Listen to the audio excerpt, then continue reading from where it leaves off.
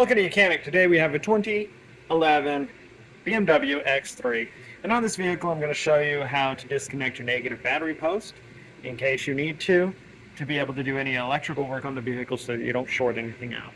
The battery on this vehicle is located in the luggage compartment, so you will need to be able to open up the back hatch and then may need to clear out some luggage to be able to gain access to it.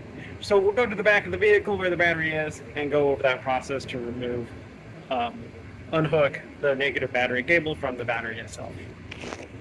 Alright, so back here in the back, the hatch raised up, and then if you need to remove some luggage, you can do that. And then being able to lift this up, you've got this little cable here that would sit up in here, but we have this strap to be able to hold this cover up so that it's out of our way. And then we have two little plastic screws here that just need to be turned a 90 degree to get them to unlock.